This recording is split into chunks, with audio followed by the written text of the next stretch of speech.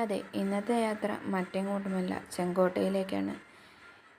History ക്ലാസ്സുകളിലും history പുസ്തകങ്ങളിലും മാത്രം കണ്ടും കേട്ടും പരിചയപ്പെട്ട ചെങ്കോട്ടയിലേക്ക്. റെഡ് ഫോർട്ട് ഇന്ത്യയുടെ സമ്പന്നമായ ചരിത്രവും പൈതൃകവും പ്രതിനിധീകരിക്കുന്ന ഒരു പ്രശസ്ത സ്മാരകമാണ്.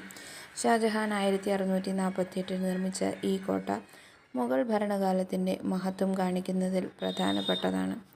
ചുവന്ന മണൽക്കല്ലുകൾ കൊണ്ട് നിർമ്മിച്ചിരിക്കുന്നതിനാലാണ് ഇതിന് ചുവന്ന കോട്ട എന്ന പേര് ലഭിച്ചത്. ഇത് ഡൽഹിയുടെ ഹൃദയഭാഗത്ത് സ്ഥിതി ചെയ്യുന്നു. പടുകൂറ്റൻ കവാടം കടന്ന് ഉള്ളിലേക്ക് കടക്കുമ്പോൾ തന്നെ മുഗൾ ഭരണകാലത്തിൻ്റെ പ്രൗഢിയും ശില്പഭംഗിയും നമുക്ക് കാണാൻ കഴിയുന്നു.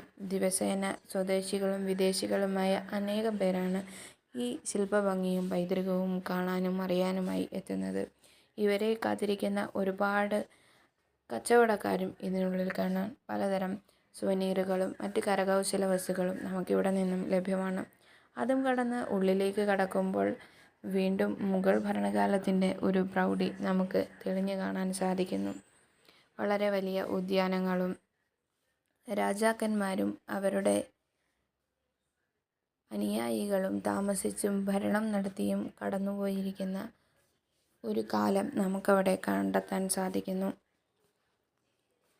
ഓരോ വർഷവും ഇന്ത്യയുടെ സ്വാതന്ത്ര്യദിനത്തിൽ ഇന്ത്യയുടെ പ്രധാനമന്ത്രി ഇവിടെ നിന്നാണ് രാജ്യത്തെ അഭിസംബോധന ചെയ്യുന്നത്.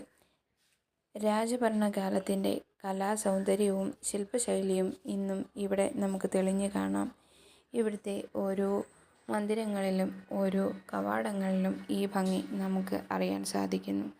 ചരിത്രാവശേഷിപ്പുകൾ ആർക്കിയോളജിക്കൽ ഡിപ്പാർട്ട്മെൻറ്റ് ഇവിടെ സംരക്ഷിച്ചു പോരുന്നു.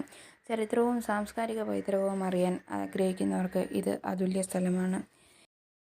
ബന്ധപ്പെട്ട അതോറിറ്റിയും ഇവിടെ കണ്ടുകെട്ടു പോകുന്ന കാഴ്ചക്കാരും ഈ സ്മാരകത്തെ കുറച്ചുകൂടെ വൃത്തിയായി സൂക്ഷിക്കേണ്ടതുണ്ടെന്ന് കണ്ട് ഇറങ്ങിയപ്പോൾ എനിക്ക് തോന്നി.